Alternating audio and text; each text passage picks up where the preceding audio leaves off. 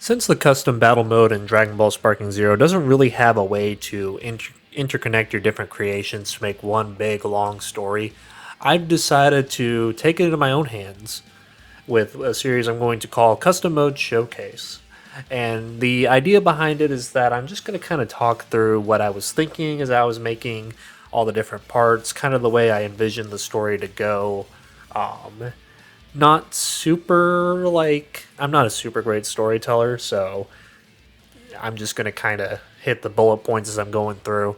I will have the IDs on for all the different matches, kind of as we go through. If you want to play through them yourselves, but ultimately the idea is to just kind of show off the what if scenarios that I was thinking of and the things that I wanted to make. I have a lot of different ideas for stories. Some of them are going to be easier to make than others, but I started off with something kind of simple. So this is the story of if Super Saiyan 4 was in Dragon Ball Super instead of Super Saiyan God. I know it's not the most unique idea, but I had to get my feet wet somewhere with this. So with that being said, let's get into it. So, much like the start of Battle of the Gods, the idea is that Beerus learns of Super Saiyan 4 as opposed to Super Saiyan God, and that brings him to the Z Fighters looking for that Super Saiyan 4 form, and obviously Goku's going to be the one to fight Beerus as always. Um, as much as I would have liked to have set up like the King Kai fight beforehand, or the fight on King Kai's planet, that's not a map in this game, obviously, so no real way to set that up. So you might as well just have Goku there with everybody else. Um, I envision it much like their fight in Battle of Gods, where even going up to Super Saiyan 3, it doesn't work. No matter what Goku throws at Beerus, obviously, he is significantly underpowered. Even his best attack, the Dragon Fist, is just gonna do nothing.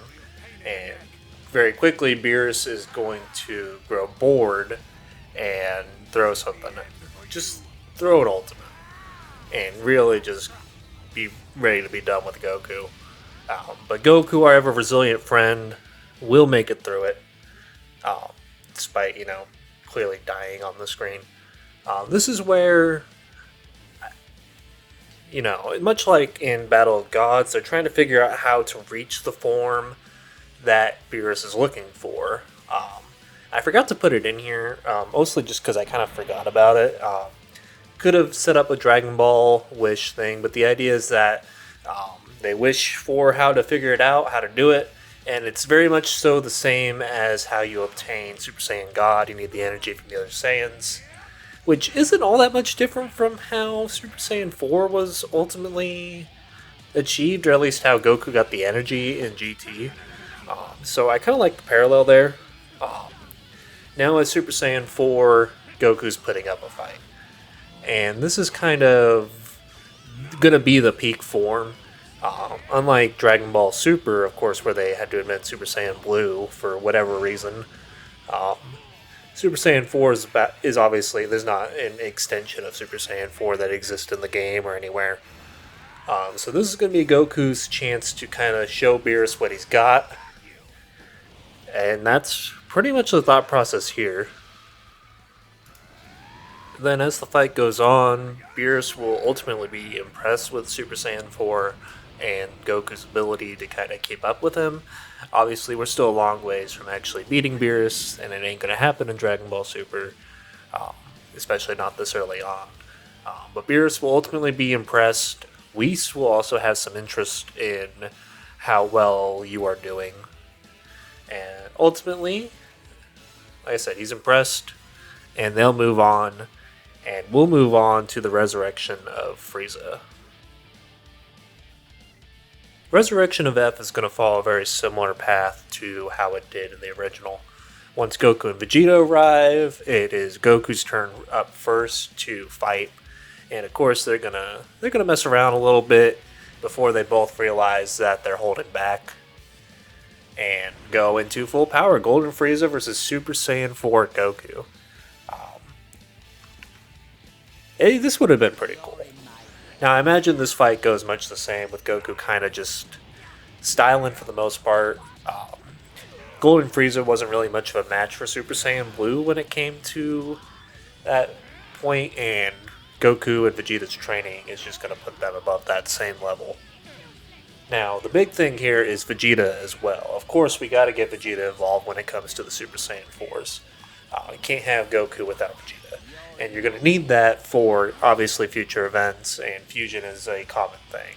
So eventually, much like how he did in Dragon Ball Super, Goku gets a little too cocky, and Frieza knocks him down a bit, and Vegeta's got to step in. And of course, Vegeta's rocking the Super Saiyan 4 too.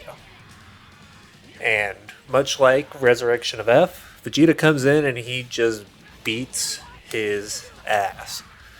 And unlike how that movie decided to really just fuck with Vegeta and his moment to shine, we're going to give him his moment to shine, quite literally, in defeating Frieza once and for all. The traveling back in time thing and Goku taking the kill was just... I didn't like it. I saw no reason for it to happen. So Vegeta's going to take the kill here. And of course, that means next up is Goku Black. We are going to shake things up a little bit here in the Goku Black saga. Very much so leading up to the same point. Trunks goes back in time, gets Goku and Goku Black fight in the past. Now they're here in the future to settle the score. And of course, we're going all out. We're going Super Saiyan 4. The big thing here is that this fight's going to end the first time. We're not going to travel back and forth. We're not going for the Mafuba. Nothing. This is one fight to the death. And we're just going to keep this very nice and concise. We don't need a whole lot of jumping around, going back and forth between times like they did in the original Goku Black saga. It was a little much. I can understand maybe one time, and not that the Mafuba is very bad, but it wasn't a bad callback to try and use, just not what we're going for this time.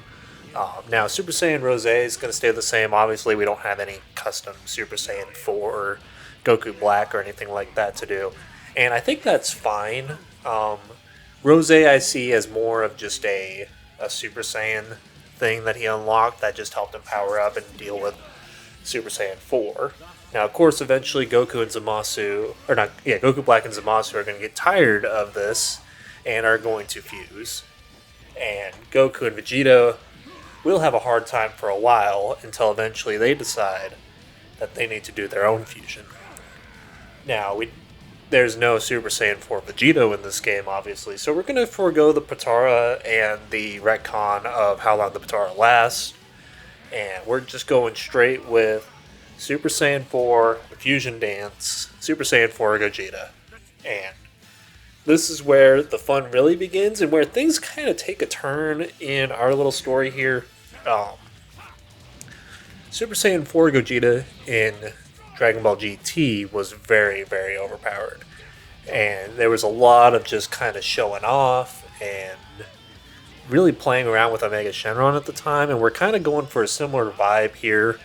That's just kind of who Gogeta is, especially Super Saiyan 4. I feel like he doesn't take his opponents very seriously because he's usually that much stronger than him. So we're just going to have him straight up wipe out Fuse Zamasu with a little trouble. No corrupted form, we're just straight up getting rid of him. Trunks' future is safe, and he is going to stay in the future. Obviously, his world didn't get destroyed, and him and Mai need to rebuild. But of course, that's going to lead us straight into the Tournament of Power. Now, going into the Tournament of Power, a lot of our focus today is going to be on the Super Saiyan 4 fights. The biggest one here, obviously, we're going to watch Goku versus Bergamo. The biggest thing is the lack of hit in this particular lineup of story, and to me, and it might be something to focus on another time, I envision it as Hit having to deal with Ultimate Gohan instead. And because of that, he's not seen in this particular fight. We had Goku make very quick work of Bergamo, and Vegeta's going to make quick work of Frost. And they're going to kind of deal with some of the big hitters. Obviously, Bergamo was just kind of a nice visual difference. The red of the Super Saiyan 4 and the blue of the Wolf. But ultimately, Vegeta's going to have a lot of time to shine here, um, as he's going to have to deal with Universe 2 and the 3 from there, and he's going to make very quick work of all 3 of them.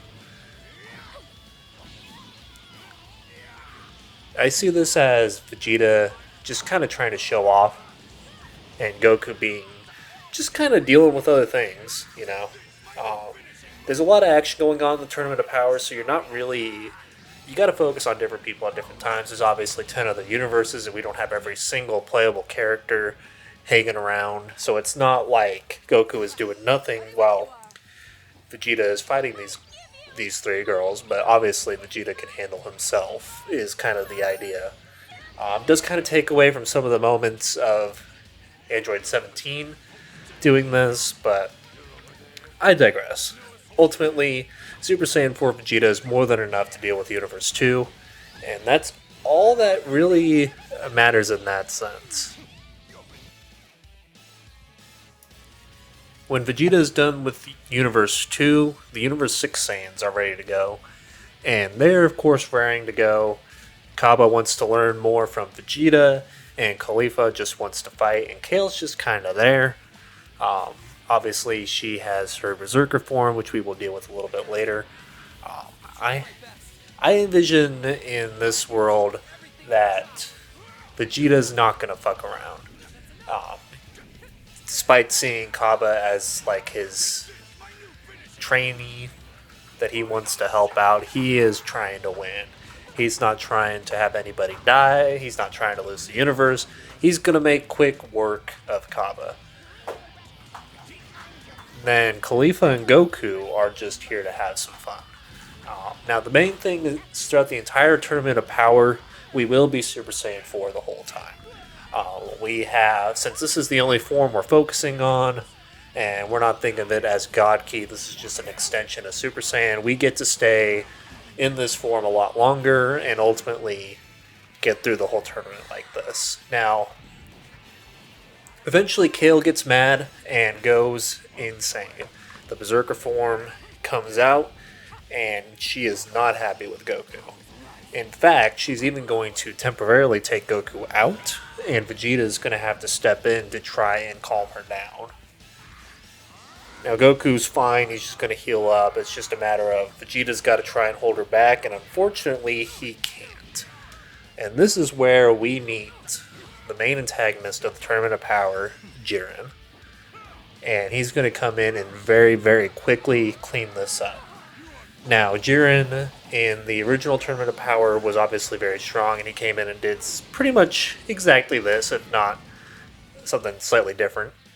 But he's going to come in, take care of that, and see Goku and Vegeta as pathetic. And they're going to see it as, oh shit, we got to do something about this guy. And of course, as always, fusion is the answer. But it's also the answer in the sake of Kefla, who is up next. Vegeta, of course, is always hesitant when it comes to the thought of fusion. But after a quick sparring session with Kefla, he realizes that he doesn't have a choice even now. He didn't even want to use it for Jiren, but he realizes that they're going to need it for Kefla first off. So, rather hesitantly, we get it. Super Saiyan 4 Gogeta in the Tournament of Power. And much like he was in the Goku Black arc, Super Saiyan 4 Gogeta is going to prove to be quite powerful and quite the nuisance for everybody to deal with. Obviously, Kefla is going to go full power as well, and they're going to duke it out, and they're going to have some fun. But ultimately, the whole time, just like we know, Super Saiyan 4 Gogeta is just messing with her and just trying to have some fun. So, despite her best efforts, it will not take much for Gogeta to win this fight. And because our boy is quite cocky, after easily handling Kefla, immediately Gogeta is going to challenge Universe 11. Now at this point the tournament has been going on for a long time, and there aren't very many people left. It's Universe 11, Goku, and Vegeta. Now obviously there's supposed to be 10 people, but we only got 3 of the playable characters. So Goku and Vegeta, they're all that's left for Universe 7, and these 3 are all that are left for Universe 11. We are at the end game. Super Saiyan 4 Gogeta is feeling pretty cocky at this point. He's going to wind up making very quick work of Dispo here, but the real challenge comes with Toppo. Now, Goku and Toppo have fought before, obviously, in the tournament that we have not seen. But Toppo's got a surprise for our friend Gogeta. We are keeping the God of Destruction Toppo in this version of events. Not my favorite twist, but it does make for something interesting here. Like I said, I have let Super Saiyan 4 Gogeta be quite powerful, and I think that he gets a little too cocky even in the face of a god. Toppo is going to grow furious as he can't keep up with Super Saiyan 4 Gogeta, and ultimately is going to result to a Hakai.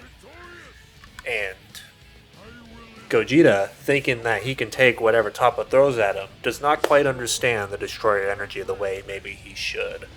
And so, when this does hit, because Gogeta doesn't move out of the way, we come to a very unfortunate situation for our heroes. They have split. They've lost all their energy. But Toppo is not feeling very well himself, and Vegeta, despite some struggle, is able to make quick work of him. Now, Jiren is going to be the problem. While Vegeta does put up a good fight against Jiren, ultimately, he is too much and was holding back for a lot of their fight. And Jiren's going to eliminate Super Saiyan 4 Vegeta in quick time, leaving only 2 left in the ring, Goku and Jiren. Now, the elephant in the room, obviously, is Ultra Instinct. And I decided that Ultra Instinct is not a direction I wanted to go in for this. Ultimately because I thought it would be, a little redundant to spend all this time on Super Saiyan 4 just to immediately jump to the transformation that ultimately won him the game. So, Jiren and Goku are going to prove to be fairly equally matched as they go, with Goku ultimately getting the upper hand thanks to Vegeta's efforts to weaken Jiren at least a little bit. But of course, Jiren, with a little encouragement from Toppo, will transform into his full-powered state, and this is the final fight. Both of them on the brink, both of them ready to go, and ultimately Goku will pull this out. It won't be easy. He'll be very, very hurt. But knowing that he can't let his universe die, with one final Dragon Fist, Super Saiyan 4 Goku wins the Tournament of Power.